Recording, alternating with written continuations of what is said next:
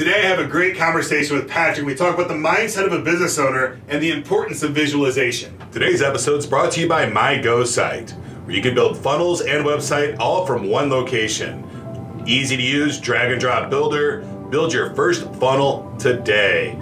Fully customized checkout experience, 14-day free trial, no credit card needed.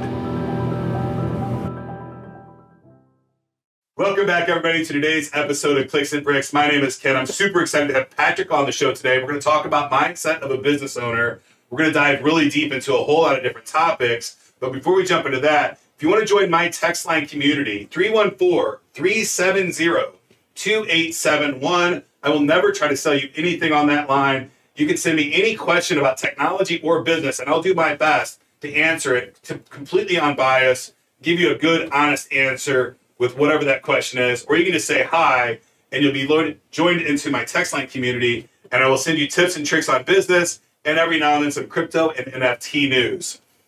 Now here's Patrick. How are you doing today, Patrick? What's up, Ken? Oh, how are you doing, my friend? Fantastic. I forgot to say this in the intro. Today is our 100th episode, so congratulations, and thank you for joining us on our 100th episode. And I know you have a little bit of a little backstory on the 100th episode. Yeah, I've been through a couple of podcasts, and this is my second 100th episode where someone was like, "I'm going to set a milestone," and you are the milestone. So fantastic! I can love it. I thank you for allowing me to be that, and it just so happened to hit a triple-digit number, which happens to be majority of the time a tipping point number. When you start to go from double digits to triple digits, things exponentially speed up. So I'm glad to be that triple-digit number for you. Thank you so much. And we started picking up around episode 80. So those guys out there that are starting their own podcast, YouTube channels, like those first 80 episodes are pretty grueling. Sometimes nobody's watching and you just got to keep chugging along and have faith in what you're doing. So, but I'm here to testify, keep chugging along and you'll get there, I promise. So, but thank you so much, Patrick. Yeah. And it's, we always talk about enjoying the journey more than the end result. And that's a huge part of doing anything you do in business. But before we go too far about talking about us, we're here to talk about Patrick today. Patrick, can you tell us a little bit about your business and what you do? Well, just like what we were just talking about, everyone's looking for the end goal. They never really stop. I created something in the 20 years of my practice called the Freedom Mastery Experience, where I teach a person how to dismantle their stories because they're getting stuck, because they're not able to do things that they want to do. Then I get them to optimize their mind and body because we're taking away the thing that gets them stuck. And because they have that, they now start to fall into this world where they're evolving in their selves. And then they start creating a plan that works for them. And that's based off of who they are, based off the experiences that they have to dictate who they are. And the high performers that I work with and the people, the CEOs, all the people that now need that extra 1%, they start to grow exponentially without much effort. So I created the Freedom Mastery Experience. This is really important. I know for me, I did a whole lot of mindfulness work and worked with a lot of coaches and things like that. For me, I found that I have this romance with the underdog. So I continue to really look for really challenging projects to work on. And I kept putting myself under the rug in a position where I had to overcome it instead of looking for easier opportunities to execute on things that would make me happy. Unfortunately for me, fixing an underdog situation gives me a lot of joy and pride, but I'm trying to move out of that mindset and look for more beneficial things to work on. Is that the kind of stuff you're talking about, Patrick? Exactly. Like when a person has a upbringing, from what I'm seeing with you, it's I need to work hard, I need to do it, and it's very pressurized, and you have to do something right, and it has to be the hard way is the right way. If you're not working hard, it's not working. You're not working hard enough. You're now going to dig that childhood world in an adult world. So you pick the hardest thing possible because you have to work hard. And until you eliminate that old story, you're always going to see it in different ways showing up, down to you speaking with your kids. Do you have kids, Ken? I do. I have 2 children, actually. So you're going to now find the hardest way to get the simplest thing done because that's all you know. And that's where the whole Freedom Mastery Experience starts. It's getting you to look back at the ages 0 and 6, which most people don't remember, but we get them to a place where they start to look back there, see the stories that dictates everything as an adult. So before the ages of 0 and 5, you learn 80% of the things that you are dictated and governed by today as an adult. So we take that 80% and we start to change it, get you aware of it, make it real so you can change it. So the things that happen today no longer are the same. Right. And it's just simple in that way. In my understanding, and I'm a tech guy, so I like to always correlate this stuff back to computers and tech science and things like that. And in no way am I a brain scientist or understand a lot of the mindfulness work, but I do study it more so for the past couple of years. My understanding is that those 0 to 6 years old, that's really building way deep in your subconscious. That's like your database of everything that you know, and you got to get into there to reprogram that subconscious. Is that fairly accurate? Correct. Think about it as the things that people work with today is your software. It's coding. You can do whatever you need to do. What the subconscious is your hardware. I give people an upgrade in their hardware because we're striping out. We're going from Commodore 64 to what we got today, right? We want to start building that because what we learned way back in the Commodore 64 days doesn't even exist. It's combating half of the time. Right. So I get a person aware of that. And in that moment, they start saying, why am I doing that? Why am I drinking too much? Why am I eating too much? Why am I doing that? And then start saying, oh, yeah, I remember this one time. And it's going to be back in that time of 0 to 6. And then be like, oh, pluck that out and say, what do you want to do now?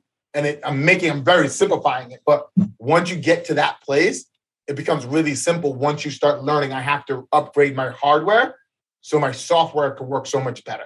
But so many people are doing so much more software work because it's convenient, because it's quick. Right? It takes some understanding, but the real work, the real long-lasting work where you don't have to change anything is within the hardware. Yes, absolutely. And then, so what you're talking about is a lot of times we're just doing things the way we do them because that's the way we're taught to do them or because that's the way we learn how to do them. It's a lot of times there's a better way. Have you ever heard the story about the roast and the grandma cutting the end off the roast when she's cooking it? Yeah. It's a great story. If you haven't heard it, look it up. Basically, I'll just make it really short. It's an awesome story. It fits perfectly. So mom's teaching the daughter how to cook a roast. And she's like, okay, the first thing we do is cut the end off the roast and put it in the pan. The daughter says, why do we cut the end off the roast? She says, I don't know. That's the way your grandma taught me how to cook it. So she calls grandma and says, why do we cut the end off the roast? She goes, I don't know. That's the way your grandma taught me how to cook it. Luckily, their great grandma was still alive, so they called her and said, Grandma, why do we cut the end off the roast before we cook it? What's the point? She goes, oh, my oven wasn't big enough to fit the roast. Right? Because 100 years ago, their ovens were really small, so they couldn't get the roast in, so she cut the end off the roast. But they continued that down the lines for years and years and years, and that's what we're doing a lot of times in our business and our personal lives.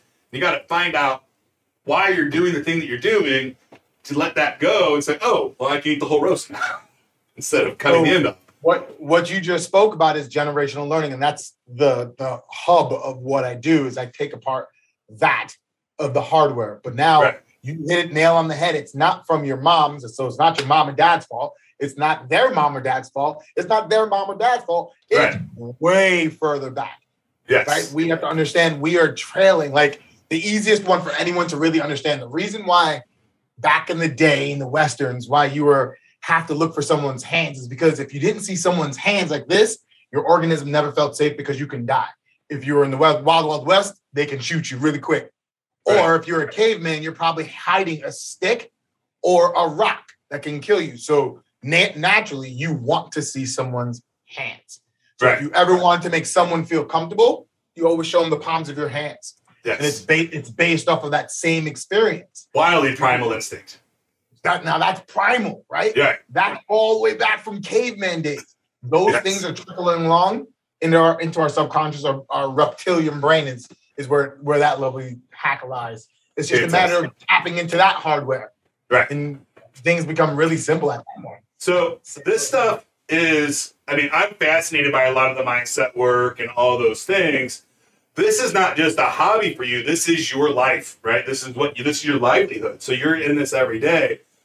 You made a decision at some point in your life that this is what I'm going to do for the world, and this is how I'm going to make my living. Can you tell us a little bit about what that journey was like and stepping into this set of practice and work that you do for the world? So that's a funny story because everyone's just like, oh, I found it. I fell in love with it, and I just want to go with it. I was a snotty-nosed teenager that wanted to touch up on people, mainly because I was in the back of a bus and I was giving a massage to one of my great friends. And she said, you should do this. And at the time, I hated authority. Now, I can tell you my upbringing from that started that. But I hated authority. I was like, oh, I could be my... And it just so happened. It was like everything always lines up. So I didn't choose it. It chose me. And I just kept on going through the experience. So went from doing a massage, looking out the window when she said, you should be a massage therapist. And right there, like I'm talking stupid movie, there was a sign that said job fair. Go inside. So I walked inside the library, found out you can make $75 an hour, be your own boss. Game over. So walked into the school to become a massage therapist. My next shot came from the dean of the university saying, I can't do it because I dislocate carpals because I was a basketball player. She's like, but you seem like a hard ass. Oops, sorry, am I allowed to curse? Yeah, we can bleep if it's too bad. Apologize. You seem like a hard individual, so you're going to do it regardless, but you won't make it good along as a massage therapist because this is hard on your body and you're going to hurt. Right. And at that point, she triggered me again. So I was like, Mom, looks like I'm becoming a massage therapist. Came in there, and that's where the negative switched to a positive. I actually massaged an old woman that I call Rose. In my head, she looks like the old lady from the Titanic. I dropped the pearl off the boat. Right.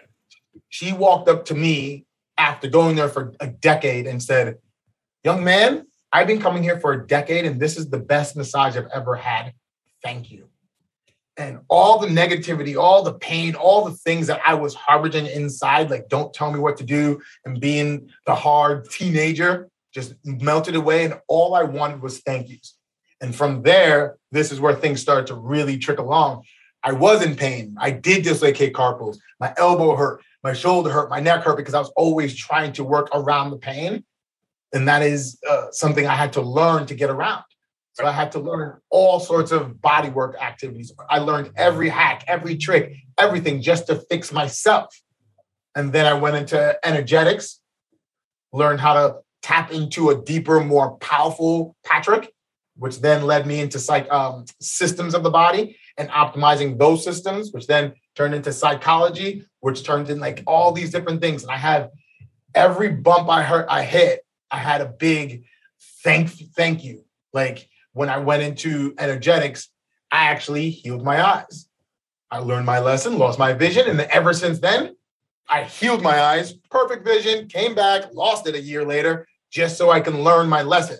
And that's something that everyone has to understand is our body is always looking for adversity is your word, right? That struggle, that challenge that gets the body to change, adapt, and move forward even better. So I took advantage of the thing that I was given, the convenience of eyesight. And I say it like that because so many people don't realize how convenient it is to have sight. And it was hard for me to know that. Yeah, and that's something like very simple things. And, Gary Vee and a lot of these guys talk about gratefulness and all the time. And the things that we have in our world that we take for granted and we're not grateful for, vision, breathing, smell, all of our senses.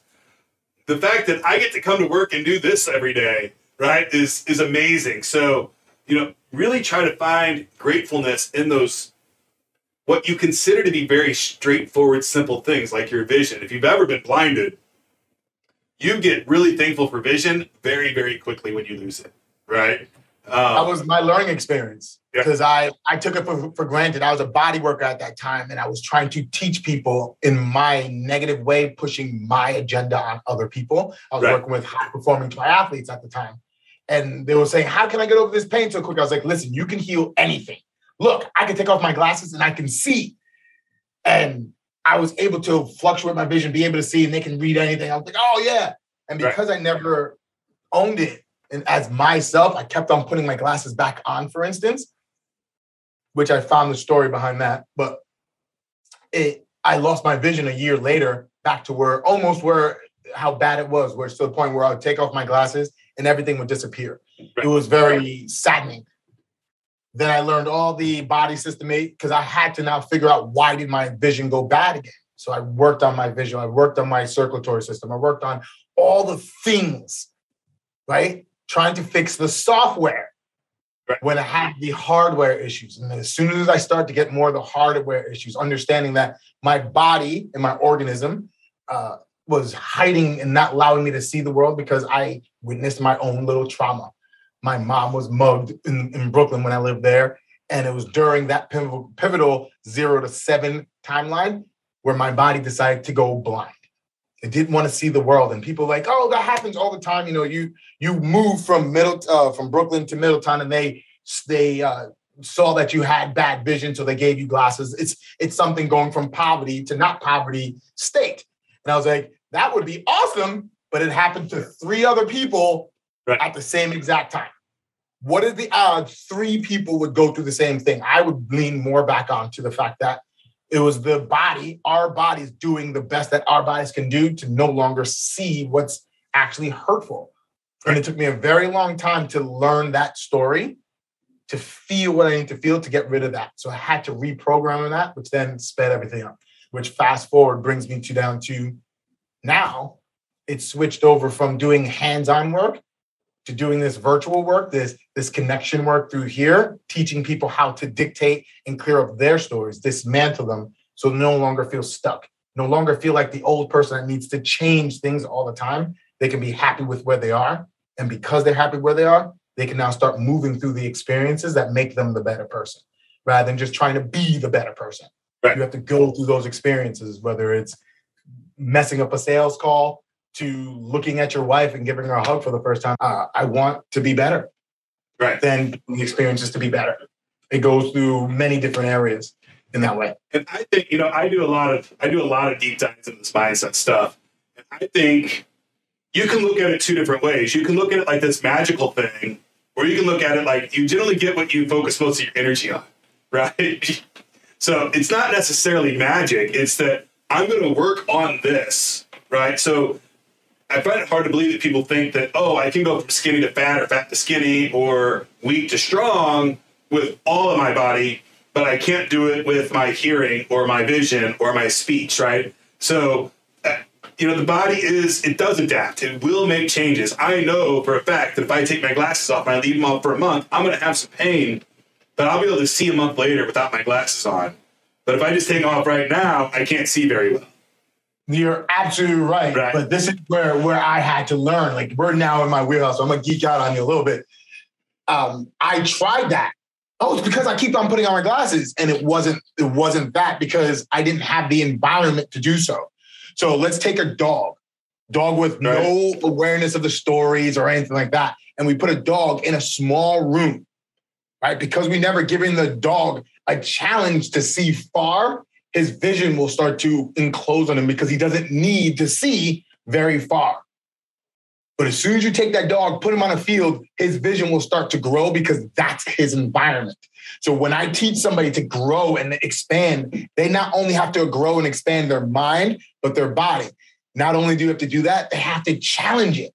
They have to ask for those changes. And once that happens, that's when it goes. So it's not just about taking off the glasses. It's taking off the glasses. And for me, it was seeing both sides of the story. It was seeing another person. It was seeing how bad the world can be, but how beautiful the world can be.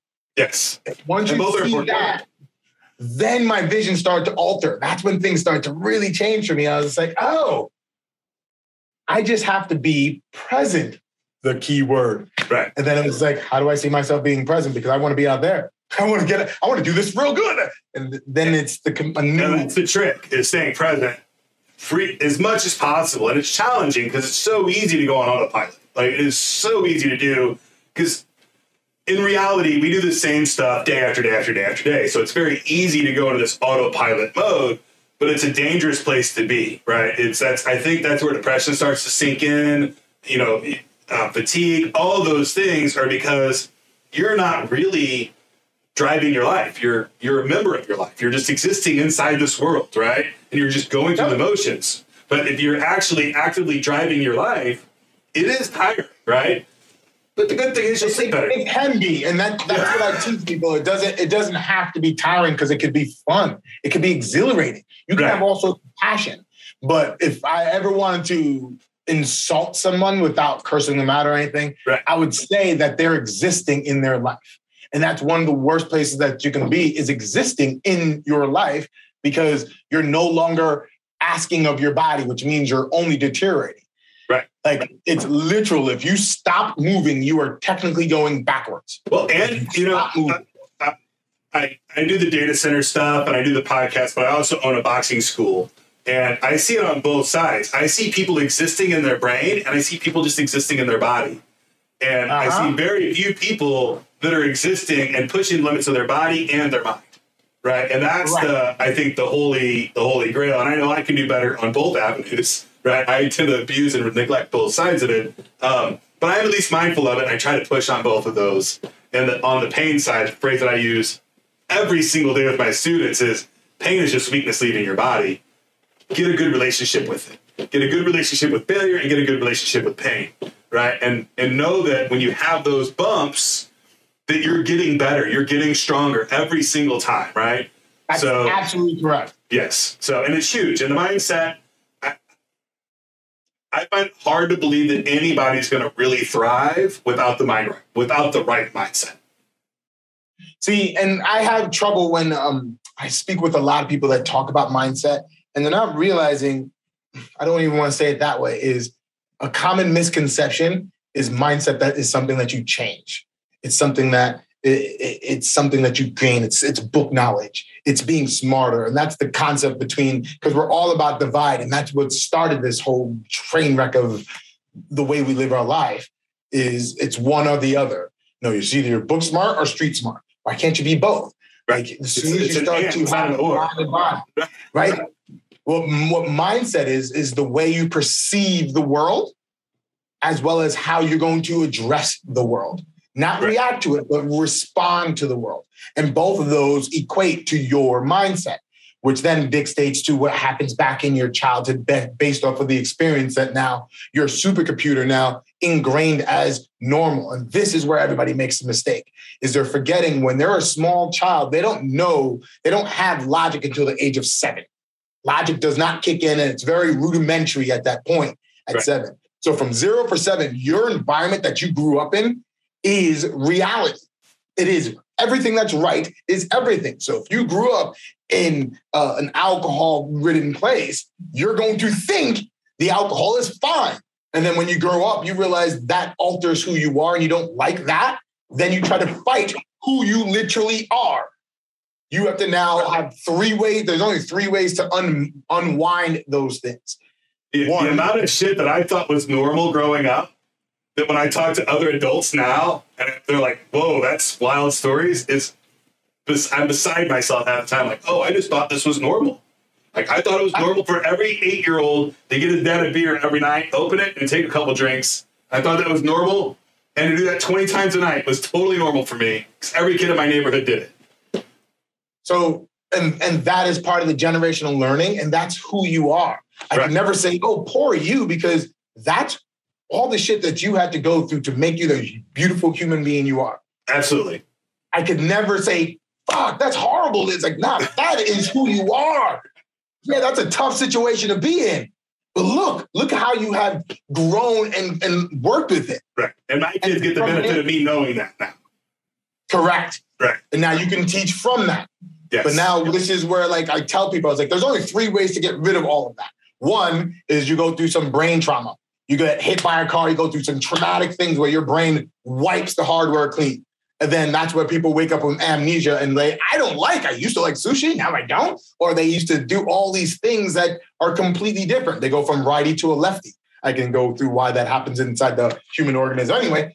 Or you get really, really ill. Again, the organism has to wipe the slate clean just so it can get better. Then there's this deep subconscious work, like the hypnotation that you're doing. There's the work that I'm doing, use EMDR, using things that get access to your subconscious and who you are on that deep level. Those are the only 3 ways you can rewire a neuron. You have to wipe the slate clean to do so. Right. The synaptic wiring has to be open so you can get access to it.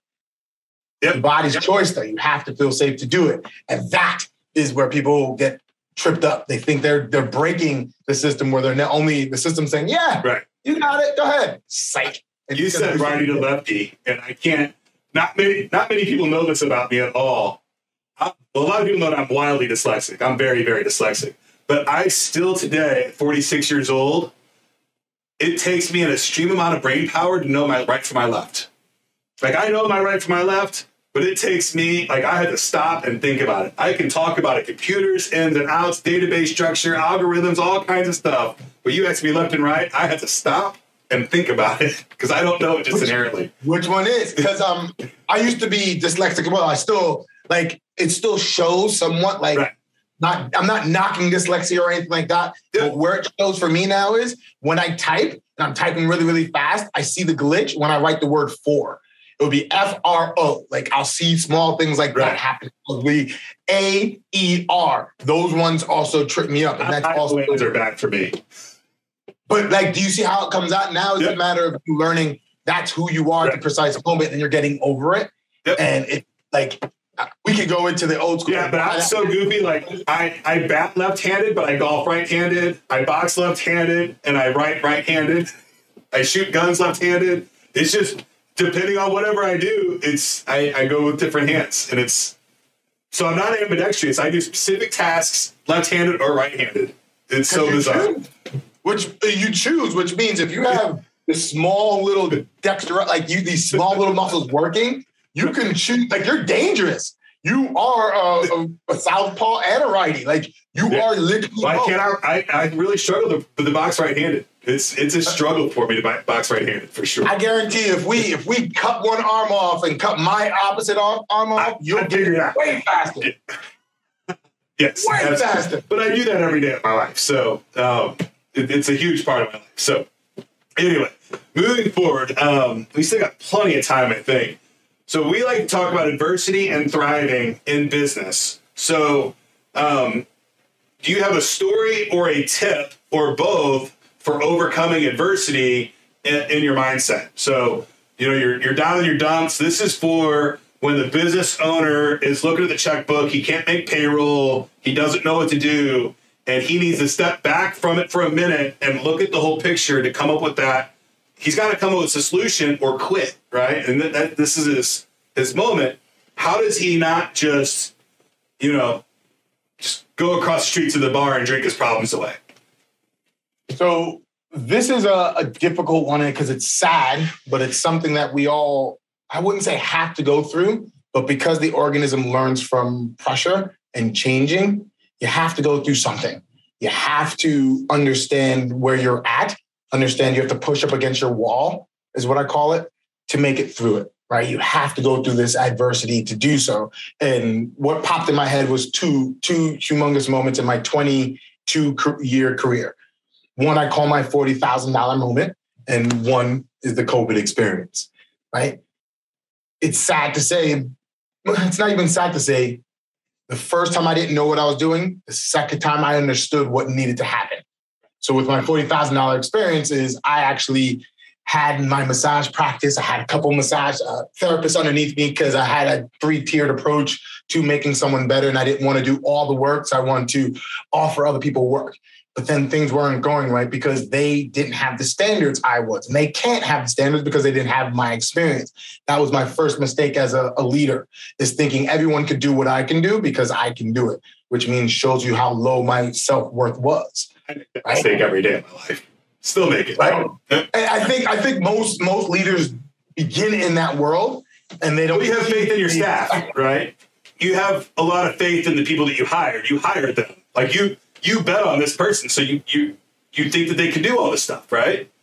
Mm-hmm. It's an easy trap to fall into. So one of the things I had to learn was the fact that not everyone can be like me, nor they have to do what they need to do, which I need to learn how to teach. A leader has to learn how to teach the people by guiding them through it, not doing it for them, guiding them through their experience at their point. Now, that's a whole different learning spot. But at that point, I'm 2 years in, and I call this my $40,000 mistake and blessing, because I had this clinic, and back in the early 2000s, the clinic was the thing to do as a massage therapist. Like, everybody wanted one. I wanted to create one. It's still pretty big. I wanted my own, and it needed to be all the great things that all the clinics have, right? And it wasn't me. So it never really took. It was hard. It didn't go. And then eventually I had to let them go. I had to be like, oh, we're just not making enough money for this to work. It's not doing anything. I had to talk to my landlord, like, I got to let it go. And I went from having a building where I spec this thing out, had the lighting that actually helps the human body grow. It's full spectrum lighting all through the lights, had different plants. Like I created an oasis. So as soon as a person walked in, healing was guaranteed. And I let it go. I had to, because it wasn't me. It wasn't everything. And then I had to let it go. And then I was sitting in I went from all this space, 4 rooms, another room for meditation and all these different things, to a little bitty box to where I started again. Right? It was awesome. Awesome. So I had to sit with myself and say, what the F? What did I do wrong? What was me? Without me knowing, I did the same thing that I did back in COVID. I started working and I started growing the practice all over again to switch over into 2 different models based off of who I am. Right. Going through and teaching people how I got better. Fast forward COVID time. Right. I was going to go for years, but I'm forgetting how long. It's like 9-10 years now. Right. 9-10 years. I now find myself 3 a.m. in the morning with my journal crying, finding out that I have done it again. I've lost everything, but now I have 3 kids and a mortgage. What the F do I do? This sucks. And it wasn't, and I had a bodywork business at that point. I was working with body workers. I was teaching people how to make their bodies feel better. And now the world has taken away. The government said, you can't work anymore. Don't touch any people. And so on and so forth. And we're maybe 3 or 4 months in. And I now know, as of 3, 4, 5 months, our habit loop cycle has now shifted twice over, which means when people were saying back in the beginning, I want to go back to normal. I want to go back to normal. I was one of the first people saying that shit is never happening again. Because the way your body sees normal is based off the past habit loop. And you gain habit loops in 30 and 90-day increments, right? So once we get to that 6-month mark, that old way of being is now awkward. It's no longer the norm in that way. So I knew at that point, I'm sitting down, crying to myself, saying, what the hell am I going to do? I can't work on people because they're not allowing me to, but what can I do? And I had to shift in that moment. So I shifted. I was lucky that I went through that way back in the day to learn to shift my model to not depend on one thing. So my model had hands-on work and a teaching component. And I lived through that, building that up for 10 years. So I had it always on the back burner, the easy answer, the person that was just like laughing, was like, no, don't worry about it, Pat. You got that whole other thing that you can work on. You have your course curriculums. You could do that. You can make money. It's going to be starting from scratch. You can make it.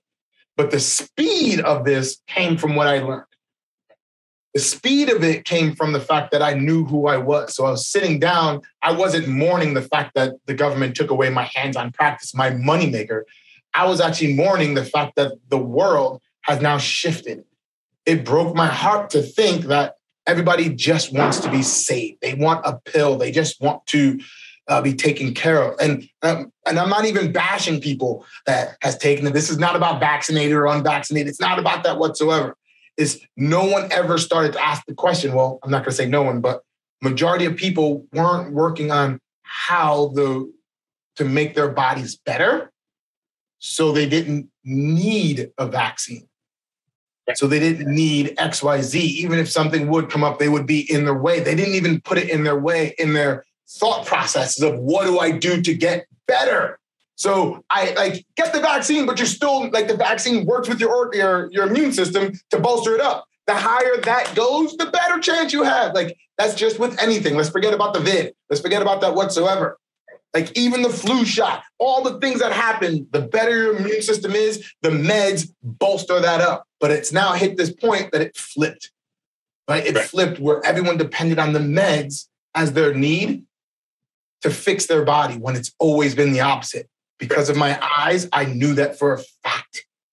And it broke my heart to see that the majority is now on the opposite way. So I was crying and I was mourning for that. And then I realized one of the things that got me through the first one, and there was countless small little ones, is the same thing that's going to get me through here. Who am I? Who am I to the core? And everything about me is based off of the concept that I need to empower everyone. I need to teach everyone how to be extremely flexible. It's called situational flexibility.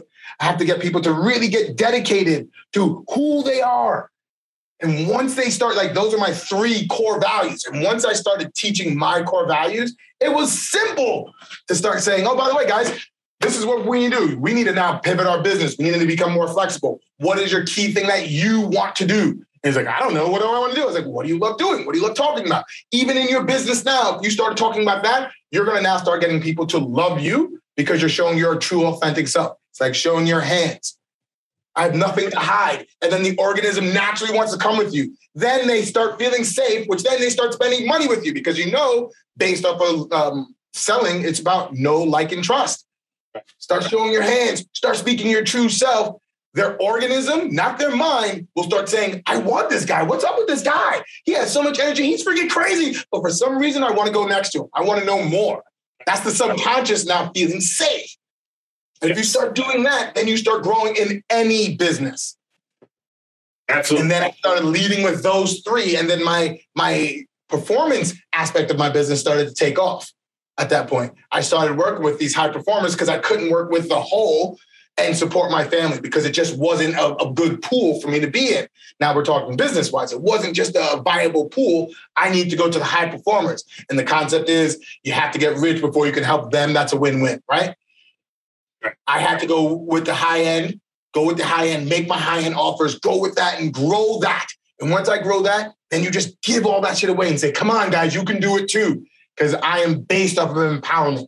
Right. And once I empower everyone to learn their own sovereign right to do what the F they want, and they can do it well because they choose it, because what you see, you get. You just have to see it.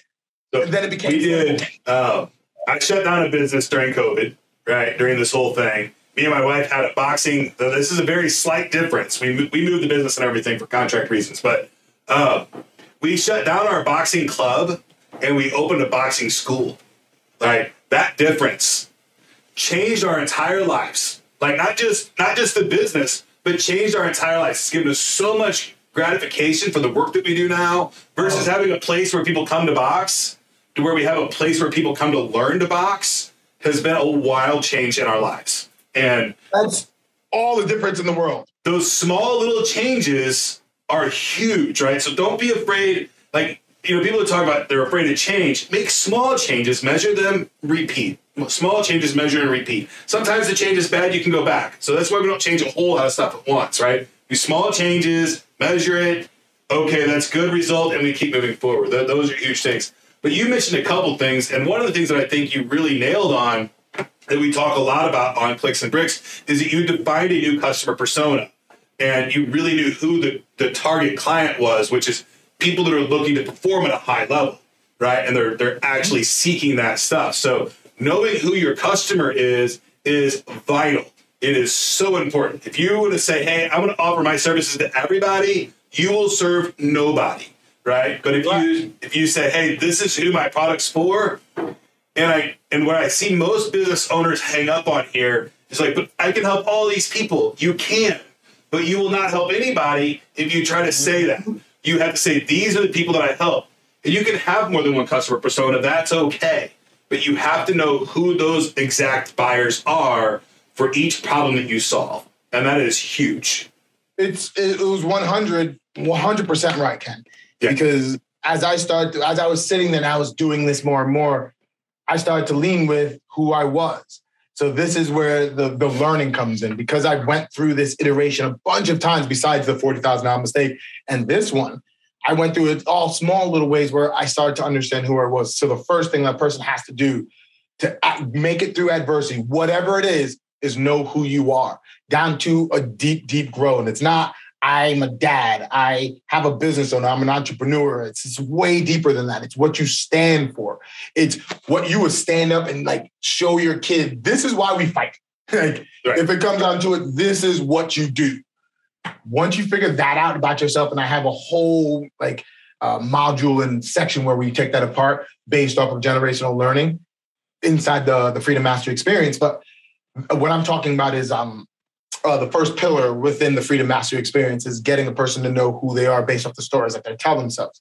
So you have to learn who that is. And as I start to understand a little bit more about me and now leaning into it, and this is the thing, you have to go through this iteration so many times to make it spot on. You're never going to get your ideal client the first time around. It just doesn't happen, right? You have to go through it. You have to keep on going through it. It's this big circle and circle and circle. It just gets higher and higher and higher. But on this point, I was just like, really? I'm now annoyed with everybody because they're just freaking misled. They're forgetting about this, which then turned into the misled high performer, which they're eating all the right foods, but they feel unhealthy. They're sleeping the number of hours, but they never feel rested. Right. They're always on the go, go, go, go, trying to find the next tactic and skill that makes something successful, but they always feel like they're not making it work. Like all these things that happen is because they're misled. They're not being told that they just need to slow down for a second. Right. See what's actually happening right now, and then go with your heart and move forward. And then it's just 10 times easier. Yeah, absolutely. So I think we've got a lot of talk about adversity. You talked a lot about your what, and I totally agree. There's two things that you have to know in business, and that's your what and your super why. You've got your why. I like to call it my super why, right, of why I'm doing the things that I'm doing. But the what is also wildly important, right? And it's really, really hard. I think your super why is easier to come down to than your what. What are you going to do? What are you passionate about? Because when you make that decision, you're locking yourself into that. That's where you're going to go, right? You're going to end up there. So you really have to stop and think, is this really what I want to do, right?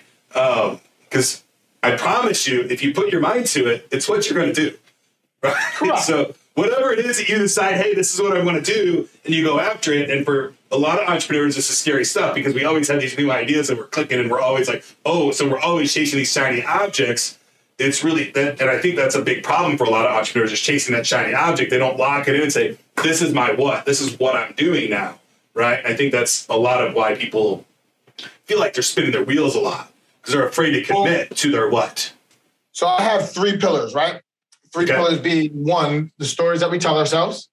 2, optimizing your mind and body. 3, creating a plan that works for you. When I start seeing people spin their tires is because they have a lot of things going on inside their bodies and they have a plan, but they don't have the story that's stopping them. Right. So they have this plan, like let's say you're working out and you're working in business. Like, oh, everything's going to work out. So now I'm healthy. I'm doing my workouts. I'm waking up at the 5 a.m. mark, which is not necessary, but I'm waking up there. I'm doing what I'm told. And I have a plan to keep on doing it. So they keep on going and going and going, but they don't get fulfillment. Why? Because their emergency brake is up due to the fact they never got the story of I'm not worthy. I'm not worth it. I don't deserve it. No, I'm not good enough. It has to be hard. All these stories that we play inside of ourselves are now keeping that emergency brake on. So you have to work even harder, almost 3 to 4 times harder to see a small little result because your body has that emergency brake on. So when it comes down to not doing the brakes and knowing your what, I tell people it's not what people think, which is you have to get it spot on. What pisses me off to all end is we're talking about kids picking a college now. And I heard this and it made all sense why it would piss me off. A kid from 7 to 14 years old, 15 years old, 16 years old is now starting to get logic. You want them to pick one thing that's going to dictate the rest of their life. They're going to get it wrong. They're going to get it wrong. Like, we have to understand that is the stage of that they're in. And that's why people go apeshit crazy in their 20s. Because now they finally say, I know if I do this, I can get really effed up, like really screwed up. So I have to toggle back and forth of what's my happy sweet spot of my particular poison. Whether it be sex, drug, alcohol, staying up late, studying all the time, binging on Netflix, eating there's all sorts of things we are learning. Listen to my habits there, Patrick. You just nailed them all. It's everybody. We go through that from 17 on. From 7 on to 14, we now figure out, oh, shoot, if I think about something, I could possibly get it. And then now we can possibly get something.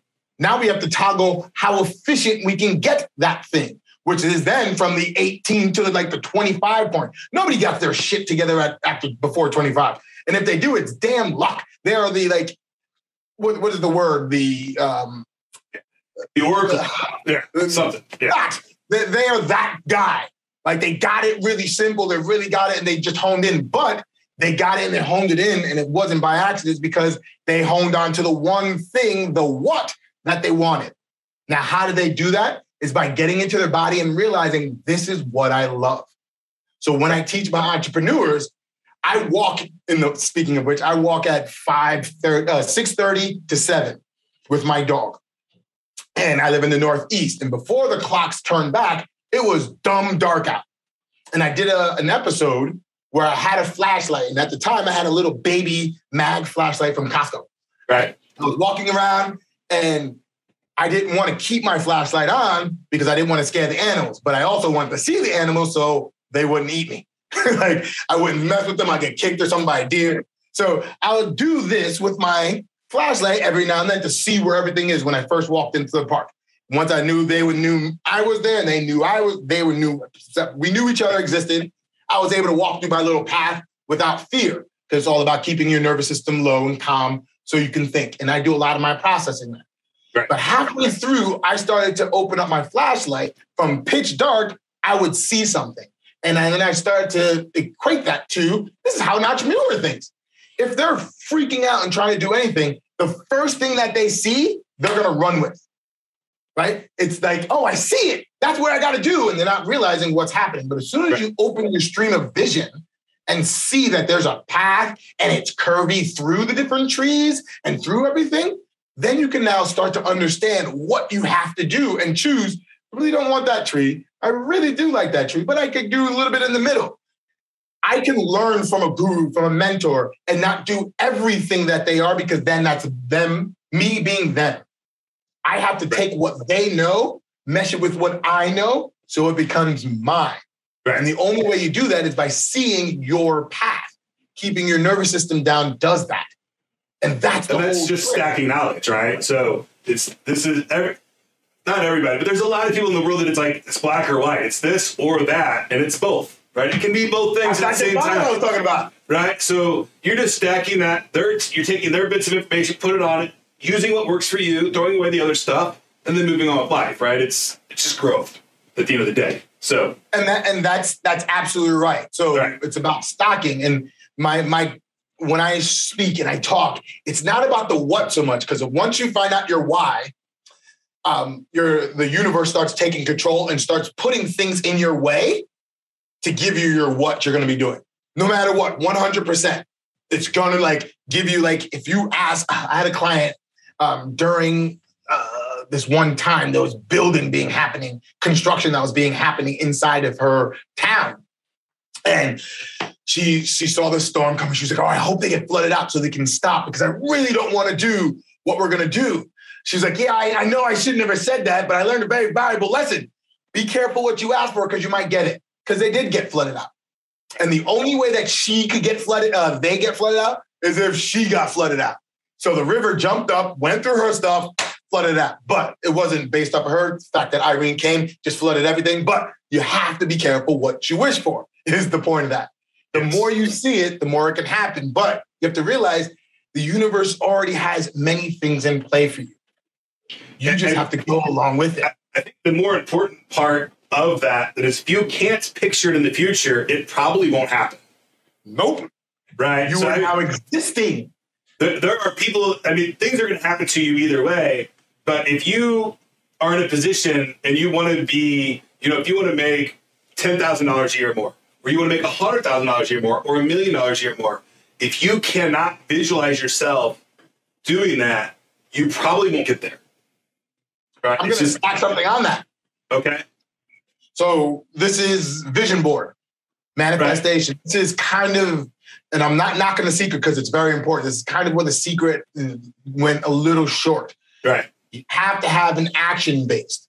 So you can picture it and see it in your head and you'll get it, right? But you'll only get it if you're able to take action.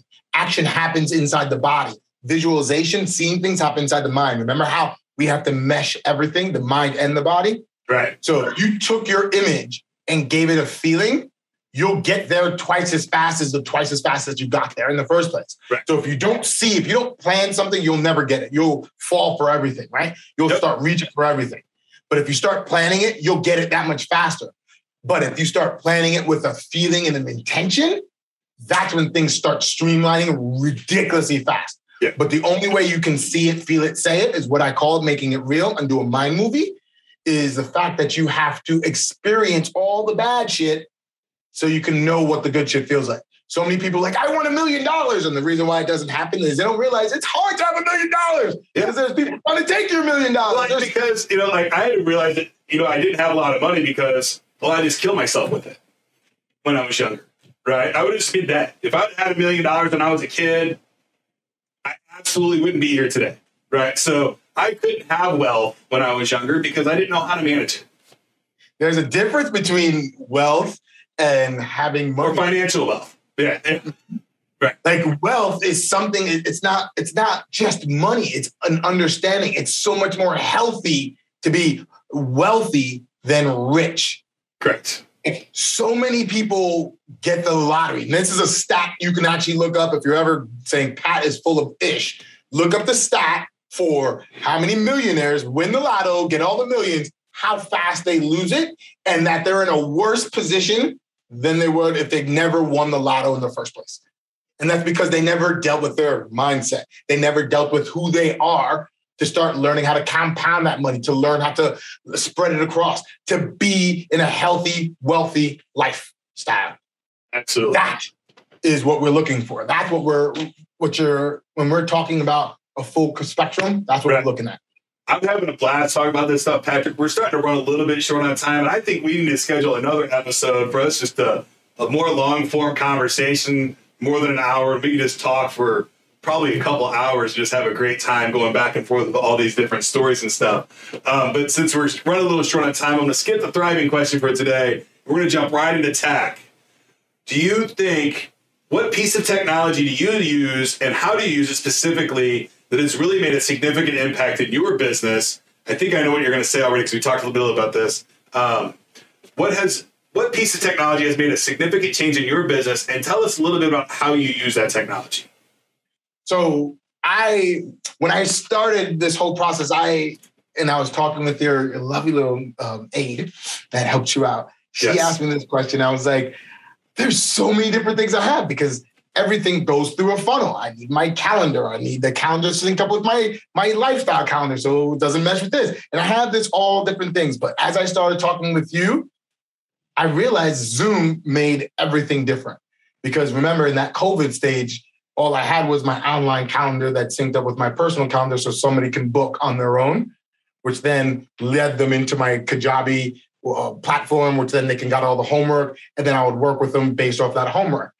Now it's all about upfront and personal and connecting like this. So it has to be Zoom. And I would have said that to my face turns blue until you said something right before here. The VR technology and the AR technology is coming, and it's sooner than ever. Yes. And that's going to absolutely change everything and not necessarily for the good. I think there's going to be a lot of good and a lot of bad. And maybe our next episode is just talking about the good and bad of VR, right? Because this is going to be crazy. What I recommend all of our listeners to do, if you own a business today, Patrick's talking about Zoom. He brought his practice from person to person to online, and because of the COVID incident and all these other things, makes a lot of sense. But take a step back and look at your business. Look at what Zoom has done to your business. Now try to imagine what's going to happen 3-5 years from now. I'm a firm believer, if you're not looking at the future of your industry, somebody else is. And, just like taxi cabs, the kids that built Uber took over that entire industry. So there's a kid right now that's got an idea to take your industry over, and it's going to make almost everybody obsolete. We live in a world to where winner takes most, right? And that the losers eat the scraps. And it's sad, but it's what the world is today, right? So if you're not coming up with new innovations and really pushing the envelope for your industry with this new technology that's coming out, I really fear that a lot of business owners are going to be left in the dust. That's 100%. And to finish answering your question about the technology, Zoom did change everything for me, but it also gave me my challenges as well. And as you know, the organism works with challenges, and the more challenges you give it, the better. Right. And so many people in the very beginning was like, I can't do this on camera because I need to touch you. I need to be present with you. Right. And I can't connect through a TV or a phone. And I was like, that's not true. You can connect through. And I had to learn to go against my own shit and now learn how to do that, which then made my communication skills so much better, so much better. And that's not here. Now bring me into a real life situation. It's humongous how much better I am in that because I had this world. Now, if you put it in the VR, and just to touch base on this, if you now believe that you can talk with someone and be with somebody in person and you're not here, you now isolate yourself just to this imaginary world. And there's a concept that overthinkers have only one thing to think about, their thoughts. And because they're thinking their thoughts all the time, they put themselves in an isolated world called illusions. And if you stay in that place, you'll stay making these illusions that you're better than you're not, than you do this, and you're never, ever going to have the adversity, the challenges that the organism needs, physically, mentally, and emotionally, which then you go worse than thriving, and you start to deteriorate without you even recognizing you're deteriorating because you're falsifying yourself that you're doing better. So I would love to have that conversation. That would be awesome. Absolutely. I know that there's a couple meetings that I have that COVID just destroyed, right? And one of the most important meeting for me is my Smart Recovery meeting. And I hate doing it on Zoom. I don't like my group meetings in Zoom for my recovery meetings. I really treasure my group meetings, and I don't get to have them in COVID world. So maybe VR will help give that sense of presence with those kinds of things, right? So there's going to be a lot of good and a lot of bad for humanity with the new technology that's coming out, just like the cell phone issues and the vision issues that we're having with kids today and the screen time issues. So this is something you're going to have to be, as a parent, you're going to have to be managing with your children. And as a business owner, you're going to have to be figuring out how this technology is going to affect you and your business, right? And it's going to be huge. And I urge you today to not wait for a pandemic to figure it out, right? Because, Zoom was crashing nonstop when the pandemic started. People were trying to figure this technology out. They didn't have any idea what an online conference was prior to the pandemic. There's a whole subset of our country that didn't know how to use Zoom on February 29th of 2020. Right? Now everybody in the country knows how to use Zoom, I think. So, fantastic. Do you have anything to leave the audience before we go? So one of the things that I teach often is a bunch of activities that get a person to no longer divide things, separate their mind from their bodies. I have a mini series that has 5 activities for the high performer, the elite high performer. Okay. And it teaches a person how to get into their body by clearing their minds, not forcing something to get through. And because you do that, you start to give your body a place to start shining. So if you feel stuck, this will get you to start moving. If you're overthinking, this quiets the mind. If you're trying to do all the things that you need to do and you find yourself in this stagnant place, this will start to blend the both together where you'll start to have better ideas. You'll stop being so reactive, for instance. You'll start to be able to have more resiliency to you in every moment because now you are grounded. You are now quiet inside yourself, giving you a chance to respond. So I have 5 activities to become that high performer that I teach every person. I'm going to offer that to everybody and have everyone run through that. And if you need any help, it is me. So you type in something in there, I'm going to get it. And we're going to talk with each other and have some fun. And remember, I'm here to empower people. And that's a video series that you have? A video series. And we'll put the link in the description on YouTube for the download. We'll also put it on the podcast description as well. So you can find that. Is that just a form they fill out, name, email address, and phone number, and they'll get the email with the videos? Fantastic. Correct. Awesome. Thank you so much for your time today, Patrick. I very much appreciate it. And I hope the audience got some kind of value out of what we talked about. I'm sure if they watched it, they absolutely did. Thank you for your time. And until we talk again. I was going to say thank you. Awesome. Thank you, Patrick.